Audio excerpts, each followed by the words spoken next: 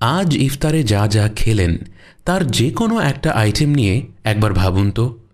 ঠিক কতজন মানুষের পরিশ্রম, প্রকৃতির কত আশ্চর্য সব প্রক্রিয়া এবং কত দীর্ঘ সময় লেগেছে এই একটি খাদ্যদ্রব্য তৈরি করতে অনুমান করা যায়।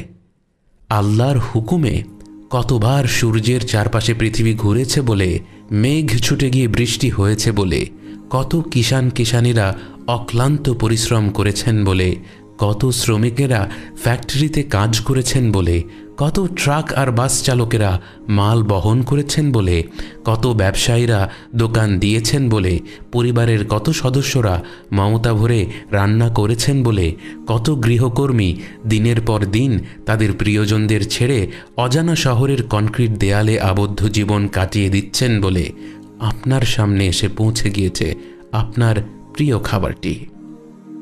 এবার ভেবে দেখুন তো, আল্লাহ যখন তাঁর সৃষ্টিকে এভাবে একত্র করে এনেছেন শুধুমাত্র আপনার রিজকের অংশটুকু আপনার কাছে পৌঁছে দেওয়ার জন্য, তখন আপনি যদি সেই খাবারটা মুখে দিয়ে সেই খাবারের সমালোচনা করেন, এর চাইতে অশ্লীল কুরুচিপূর্ণ আচরণ কি হতে পারে?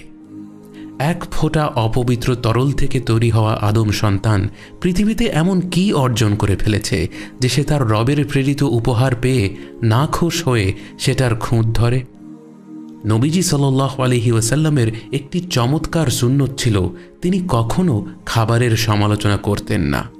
তার কোনো খাবার ভালো লাগলে তিনি সেটার প্রশংসা করতেন, আর যদি খুব একটা ভালো না লাগতো তাহলে তা আর খেতেন না, কিন্তু সেই খাবারটা নিয়ে কোনো খারাপ মন্তব্য তিনি করতেন না। এই রমাদান থেকে আমরা এই অভ্যাসটাকে একটি চ্যালেঞ্জ হিসেবে নিতে পারি।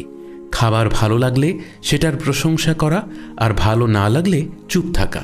একেবারে কোনো অবস্থাতেই কোনো দোষ ত্রুটি বের করা যাবে না, এবং সব অবস্থাতেই খাবারটি পেয়ে আল্লাহর প্রশংসা করা, মনের অন্তঃস্থল থেকে আলহামদুলিল্লাহ বলা।